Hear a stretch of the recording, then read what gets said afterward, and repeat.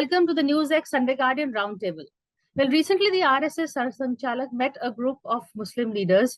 We are told this is something he does now and then, but what makes this meeting interesting is the leaders he met were not your, very fundamentalist or rabid religious leaders, but actually intellectuals, moderate leaders, people who, they could have a decent conversation.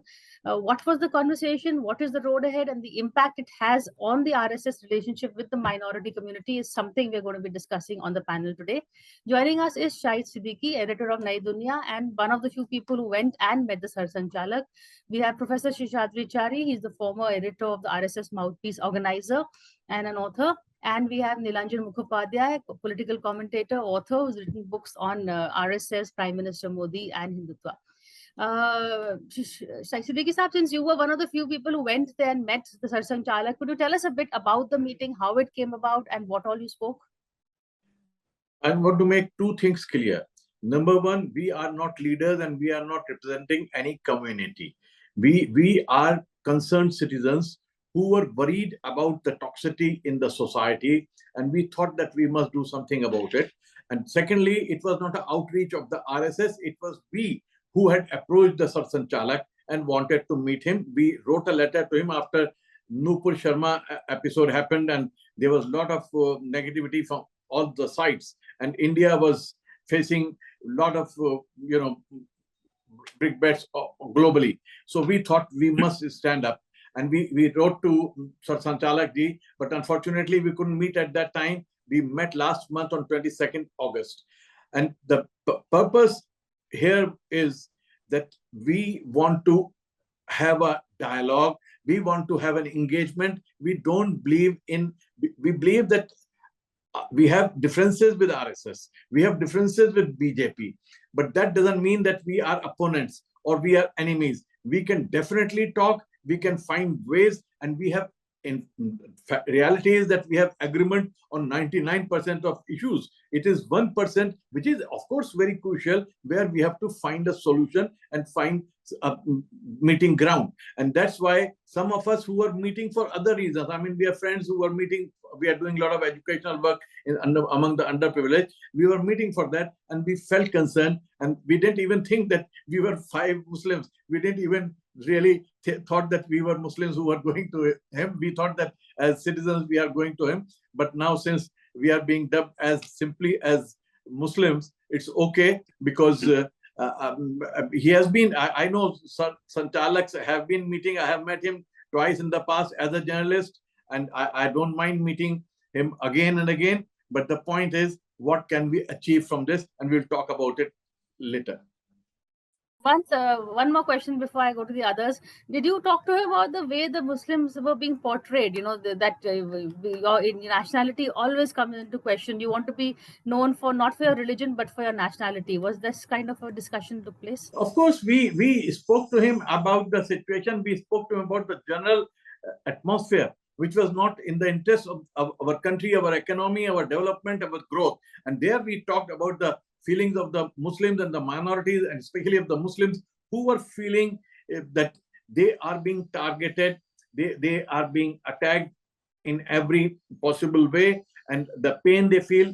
We told him that our nationalism is questioned at the drop of a hat. We are asked to go to Pakistan. We are called jihadis, etc., etc. And the lynching and all that. We spoke very honestly, and he listened to us very, very carefully. He was very positive, and he also told us what he said, that Hindus also feel disturbed and pained because of the attitude of a section of Muslims, especially their attitude of using the term kafir and calling all Hindus a kafir, using it as an abuse, or talking about jihad and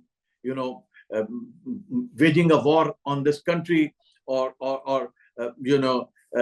especially cow slaughter also disturbs the Hindu society, and Muslims should feel that they should not be hurting the sentiments of the majority community by indulging in cow slaughter. And we told him that, look, we are totally for ban on cow slaughter in the country. Go ahead, we will fully support it. And I believe I have spoken to any number of Muslims and they will all support it.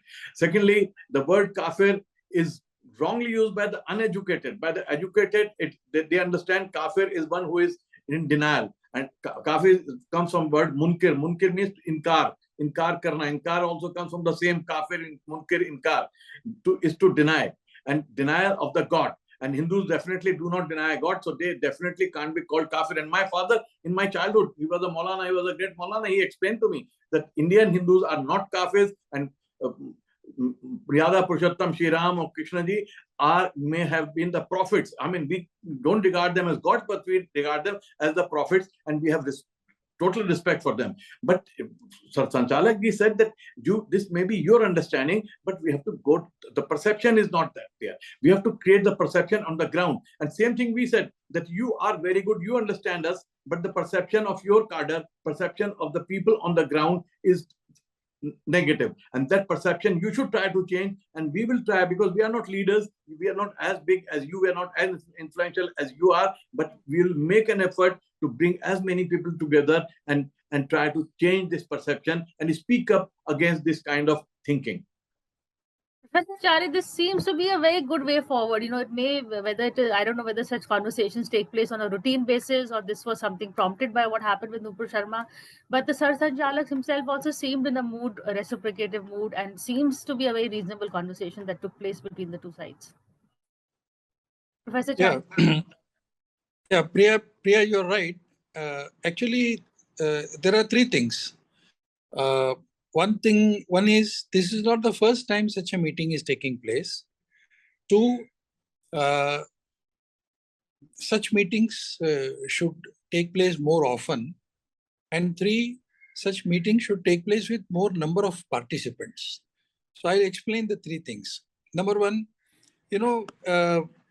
soon after partition, the then Sarasanga Chalak, Parampujani Sri Guruji, had a very long meeting with some of the Muslim leaders at that time.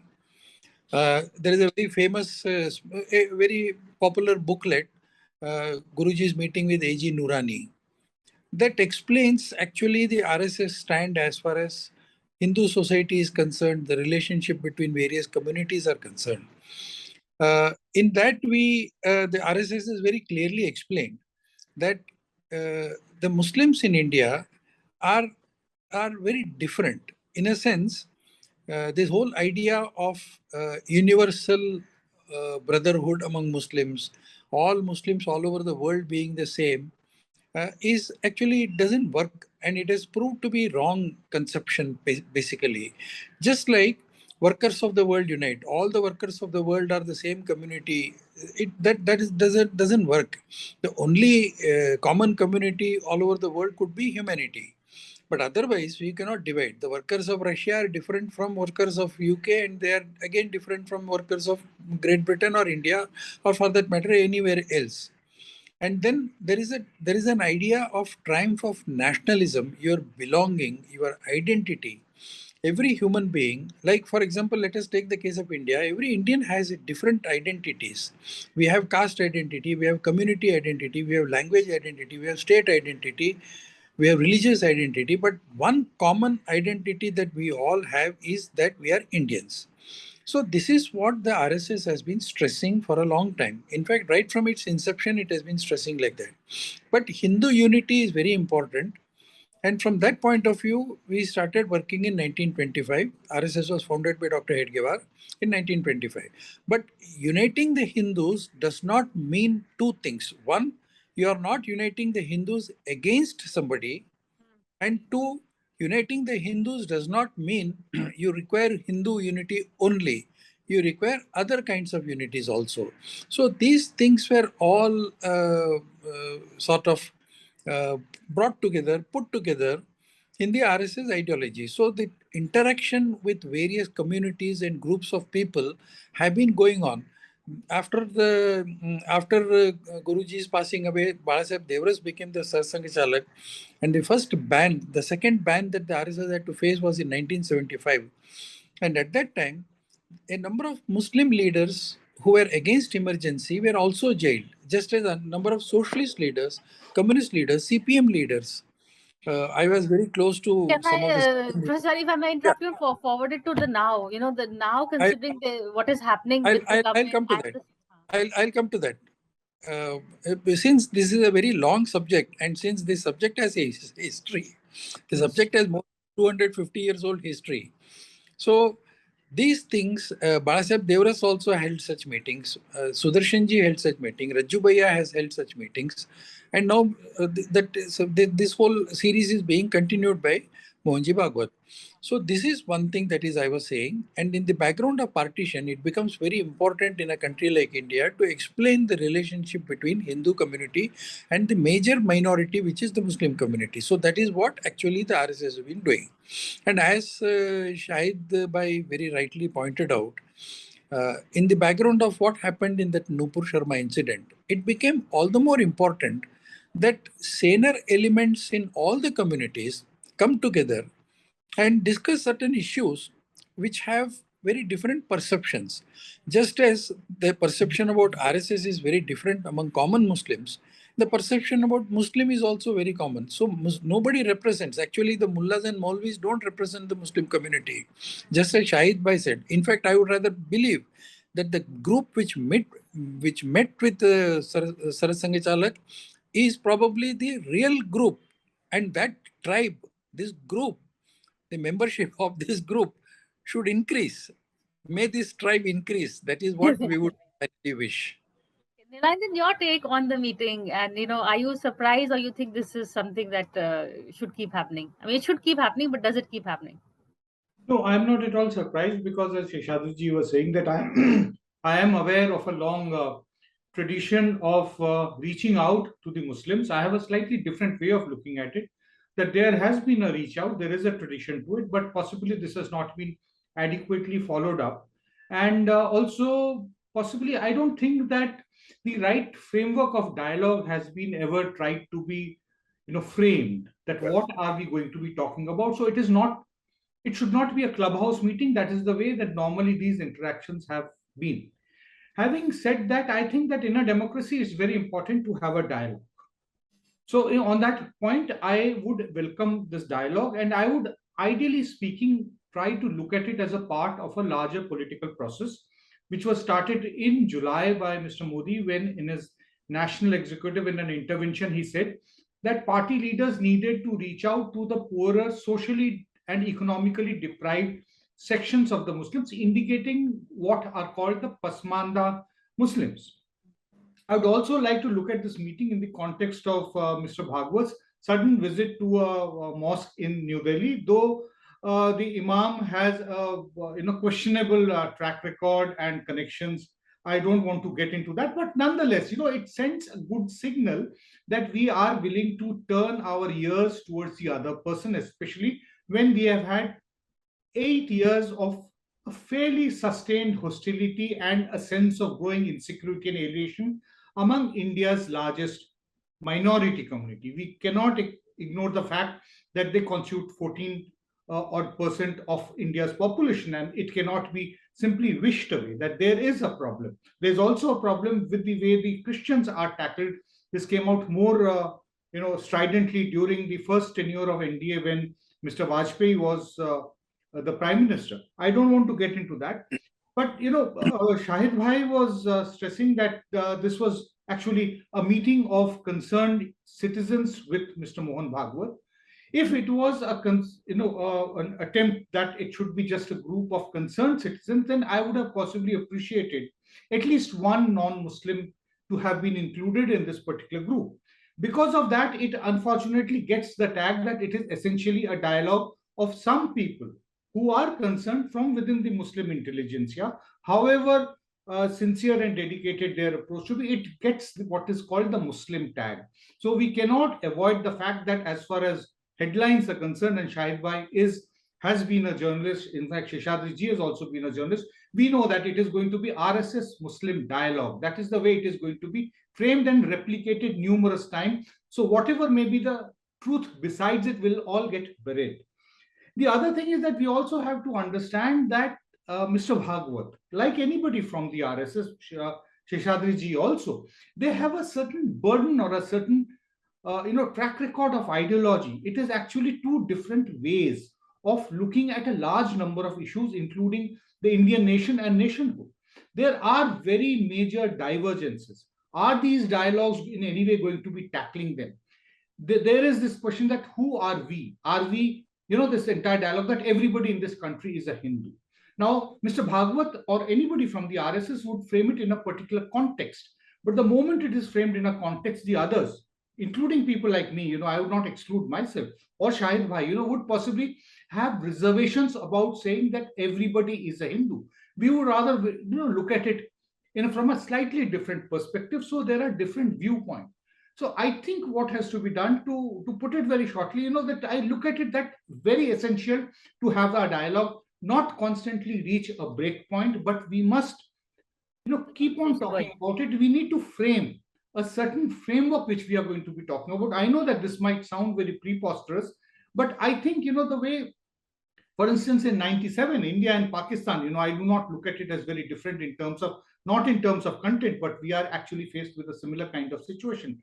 That a basic set of 8 issues were framed of what is called the composite dialogue process. So there must be a process of composite dialogue between the representatives of the Hindus and representatives of the Muslims. Here there will be a big question that whether a group of 5 intellectuals can be representatives of the Muslims. How do we conduct this dialogue? Because even Muslim community cannot be looked as a homogeneous community the way Hindus cannot be looked as a. That is the point. Yeah, I'm going to take a break and come back and keep the conversation. I have a lot of answers to that. Yes, I'm coming to you only, but after a quick break.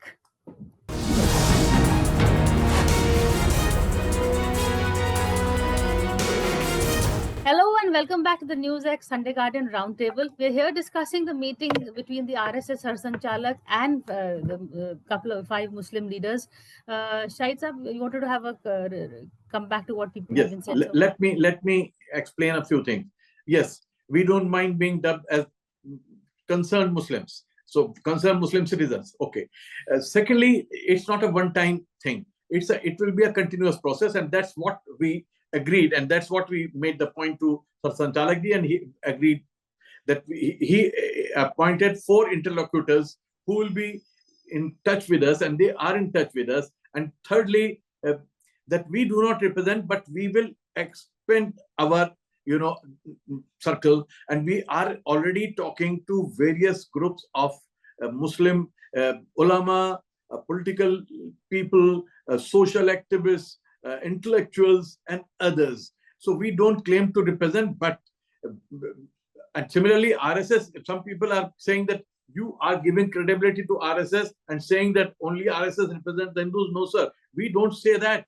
But RSS does represent a large section of Hindus, especially in North India, and therefore it is the largest representative body of the Indian Hindus. And similarly, but for Muslims, we do not have any such body. So what we are trying to do is to bring in as many people as possible together, and then find a consensus on the issues which were raised by Sarsanchalak, have discussions among ourselves, and then go back to the 4 interlocutors, talk to them, and then again meet Sarsanchalakji or others. I mean, we don't have to meet only the RSS. We can meet others. If the Christians are ready to come, the others are ready to come, we will welcome all that.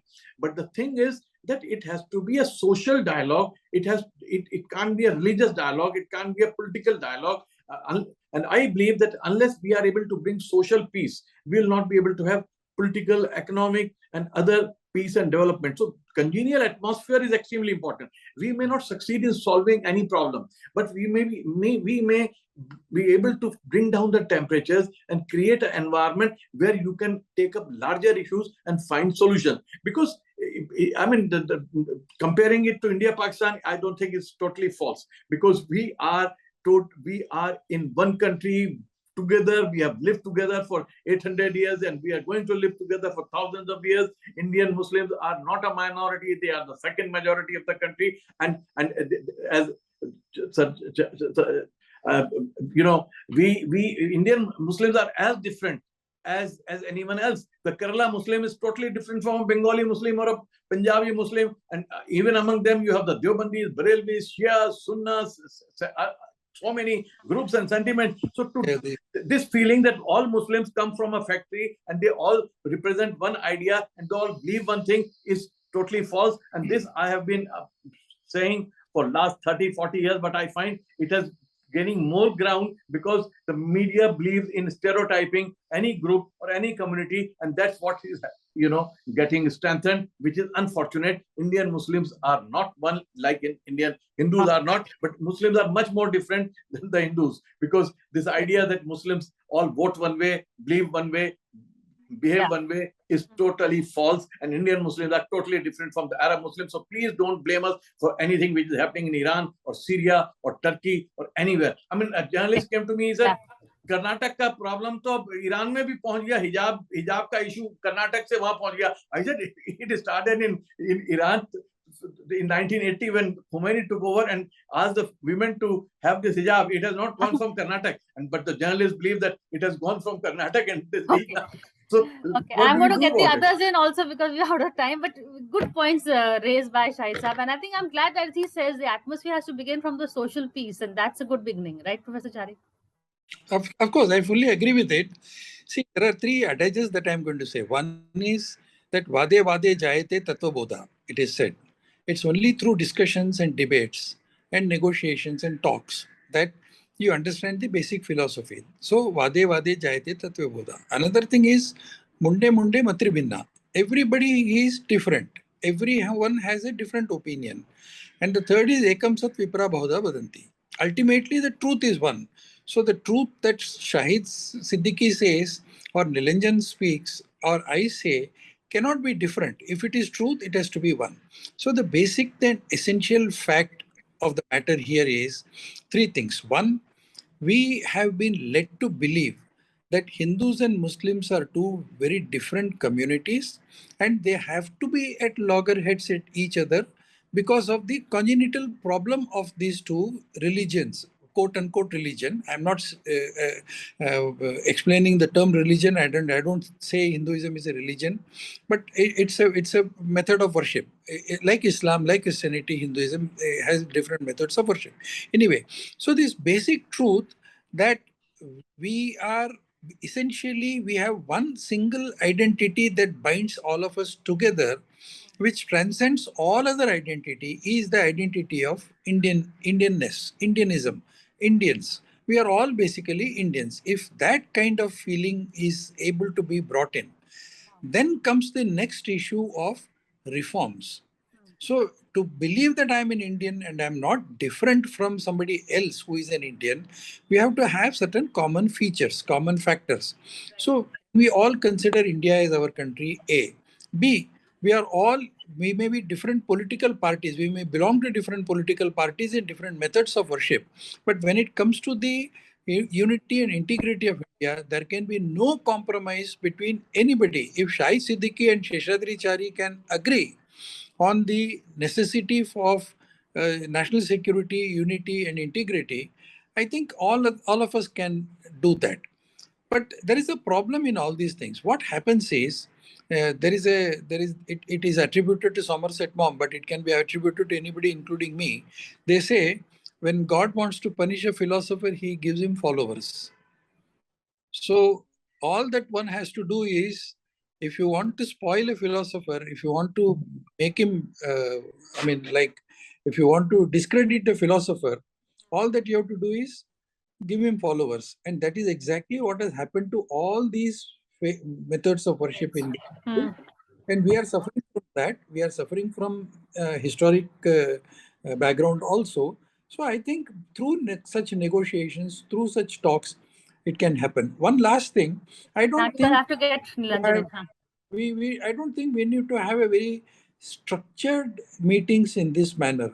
And we need not, straitjacket all such meetings. These things can take place as usual in a very, very cordial atmosphere and without having a very broad, what you call a very specific agenda. We did not discuss on the basis of agenda, but this discussion should go on. That I completely agree. Lanjan, your take, a final word to you. While welcoming dialogue, I also think that we have to be very conscious about the specifics in the political context. We are not just talking about, having a dialogue on very pure coffee table discussion or a very polite conversation. There are very specific issues which are actually bothering, which are actually very contentious. Say, for instance, there is this entire issue of CAA, which was passed and enacted in 2019, over which there is a certain different perspective of the Muslim community, and also a large number of people who are not Muslims, who are also Hindus. For instance, even people like me have very severe and sharp divergences over the CAA framework, and also the manner in which it was actually railroad through Parliament. So there are those issues. There is also this issue that how do you label the Muslims of India? Are they Hindu Muslims?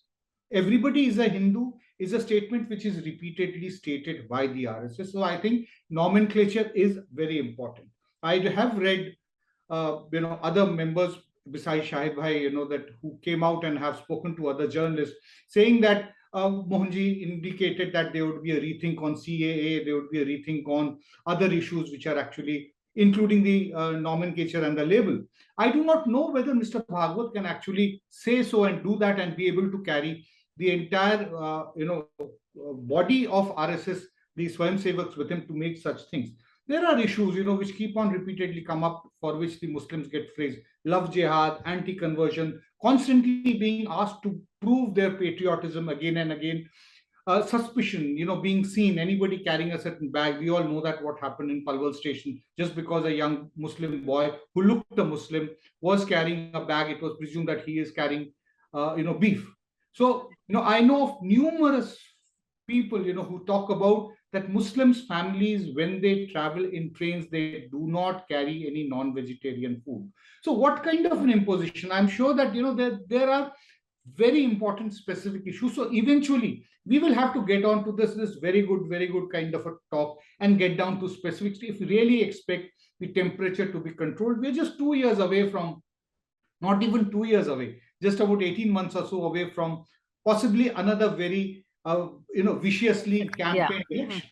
So but at least the beginning has happened. I'm not going to cut you short, sorry, Lanjan. But I think the points raised over here are very important. It's not just the surround sound, it's also the specifics that need to be discussed. But as everybody here says, the beginning has been made. It may be a continuous beginning, but it's being made at a time when temperatures are very high. So it's an effort that should be welcomed and hopefully sustained. But that's it from now. Thank you all for joining me on the roundtable today. Thank you.